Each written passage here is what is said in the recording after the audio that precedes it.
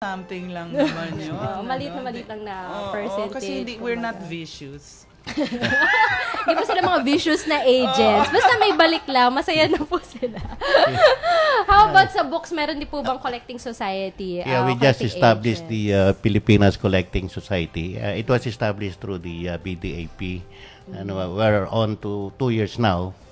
But as you said, we haven't collected yet. But I think we are quite close to be able Kami rin, we're very close. Kailan po We've been close for 5 years. 2 years. 2 years pa lang naman kami. 5 years na. 2 years pa lang kami. But and I'm happy to know that progress has been made. And our deal is with the universities. Yeah. With universities naman. We'll ask the students to pay a certain fee on a, let's say, semestral basis. And then to authorize them to photocopy certain portions, definitely not all, ano. Parang licensing. Parang licensing lang yan, and eventually whatever we are able to collect, then we are going to remit them to the publishers. But the main problem then was in most schools, universities, all the books that are being photocopied, or most of the books that are being photocopied are foreign. UK, US, or Australia. So we'll get back to that explanation after a short break. We're going to have news from Voice of America. We now return to Piracy Watch on DZRJ, 810 AM, the voice of the Philippines. Here's your host, Sarah Jane Sugitan. Welcome back on the Piracy Watch, and joining me this morning is Miss Mitch Valdez of the organization ng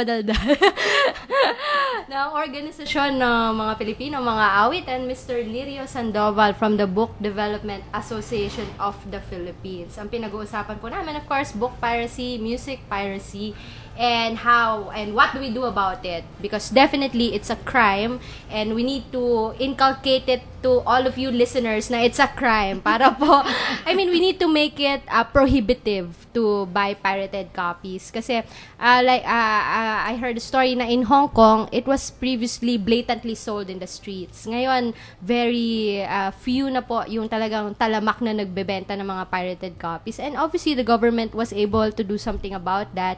And hopefully mangyari din yon here in the Philippines na, as what Ms. Valdez was saying earlier, values formation. Early on, be aware that not just the children, pati tayo, no, na, well, we need to understand that intellectual property is still property. It's like a cell phone, a car, a parcel of land. You don't steal it.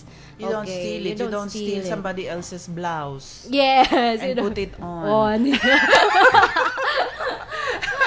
Oo, tama yan. So, ganun po yung, kumbaga, sensitivities ng industry. Kasi ang problema, well, another problem, of course, is what Mr. Sandoval was saying, yung accessibility na merong, kumbaga, in the provinces, it's easier to access photocopying machines and mga retailers nito, mga pirated copies na to, that we have to address, no? So, we also have to address that. Good morning, DZRJ, 810 AM. The Voice of the Philippines proudly presents Piracy Watch with attorney Sarah Jane Sugitan, exploring the concepts of intellectual property rights and protection, teaching you how to protect what you create. And now, here's your host, Sarah Jane Sugitan.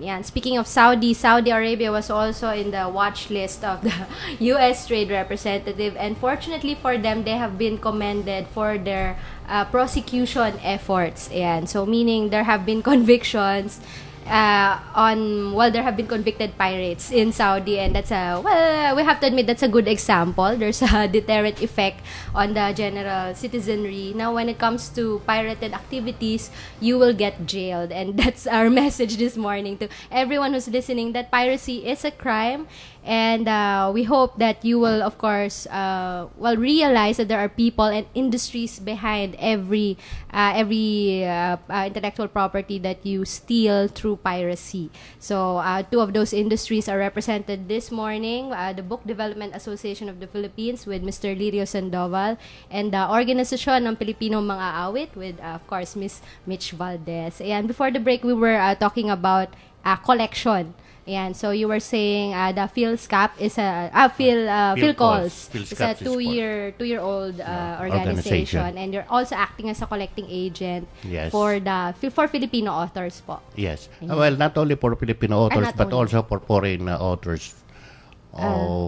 Bakit po kayo nangongolekta for okay, because these books, these are bilateral arrangements. Yes, we cannot collect for the American authors if they don't authorize us. And similarly, as I was telling you earlier, most of the Filipino works that are photocopied abroad, they have already collected something.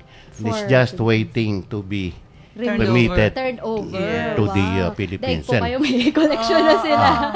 Very good. The reason why I think we were delayed for about 2 years or 3 years is because the foreign publishers have not really given us the authority to collect on their behalf.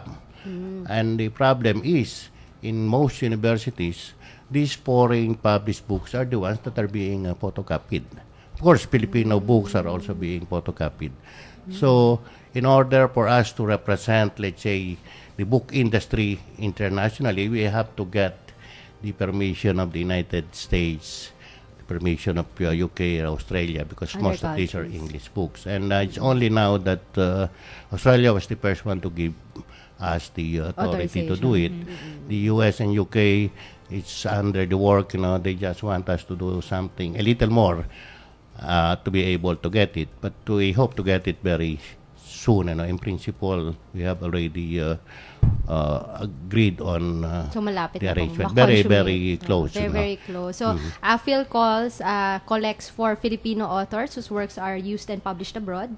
And also, you collect for locally in favor of the American authors, foreign authors. Yes, that's right. So, a bilateral thing. It's a bilateral agreement. This is an alternative to photocopying na you are going to implement? Or is it already being implemented? No. We really hope to sign with the universities within the next 2 months. It's the universities who is going to collect, part of their tuition fee. Okay, we had, let's say, 100 peso per semester, and then that, the photocopying becomes legitimate. And then once we collect that, then we remit it. Because sometimes the problem is, I've talked to some librarians. I spoke one time to a conference of librarians in Cebu. They are aware that the photocopying is illegal. But the question is, how do we make it legal? So that's where PhilCalls comes in, So we give the university license to photocopy with certain limits also, and certain price. Definitely, we won't license photocopying of the entire book, only parts of the book. Okay, and you're also making it cheaper for students to get a Philippine edition of this book. Oh yes, that's what some of the publishers are doing. Okay. Tapos yung sa OPM naman po, ang business model. PRSP, yes, the business Performers model. Rights Society of the Philippines. It's the same. The singer or the performer will license the organization or the company to use her work the way composers do. But it's a different flavor kasi because music is available everywhere. It's not like books. No. And then when you look at your CD, for example, or your whatever it is not only the singer there who is the artistic performer. There are musicians.